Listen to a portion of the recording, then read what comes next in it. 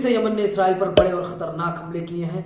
Yemen की तरफ से दागी हुई मिसाइल दंदनाती हुई इसराइल पहुंच गई और जिससे इसराइल में भगदड़ मची हुई है और यहूदी भाग रहे हैं। लेकिन अभी मौत की पुष्टि इसराइल की तरफ से नहीं किया गया है और इसराइल कभी भी मौत के आंकड़े को नहीं बताता है और अगर बताता है तो बहुत ही कम बताता है।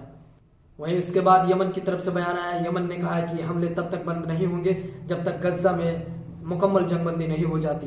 अगर इसराइल गाजा में इसी तरह से हमले करेगा तो हम भी इसी तरह से इसराइल पर मुसलसल हमले करेंगे।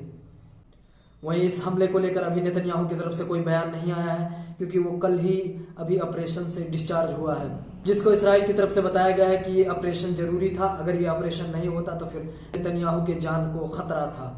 वहीं यहूदियों की नए साल की खुशी के मौके पर यमन की तरफ से हमले के बाद यहूदियों की खुशियां साफ गमी में बदलती नजर आ रही हैं और यहूदी डर से सहमे हुए हैं। वहीं पिछले कुछ दिनों में गाजा यानी हमास की तरफ से भी इसराइल पर कई सारे रॉकेट दागे जा रहे हैं और हमास ने गजा के अंदर अपनी कार्रवाइयां भी बढ़ा दी हैं, जिससे इसराइल को मोटा नुकसान हो रहा है। हालांकि इससे हमास को भी नुकसान हो रहा है लेकिन साथ साथ इसराइल को भी मोटा नुकसान उठाना पड़ रहा है। दोस्तों, इसी तरह से रोज इसराइली सैनिक मारे जाते हैं और दर्जनों घायल भी होते हैं, लेकिन खबरें ज्यादा बाहर आ नहीं पाती हैं क्योंकि गजा के अंदर पत्रकार है नहीं और जो भी होता है उसे इसराइल मार देता है। वहीं आपको सीरिया की तरफ लेके चलो तो सीरिया में बशर अल असद के शासन में एक मुफ्ती थे जो ये फतवा देते थे कि बशर अल असद जो सीरिया के लोगों पर बमबारी कर रहा है, जो उन पर जुल्म कर रहा है, वो जायज और सही है।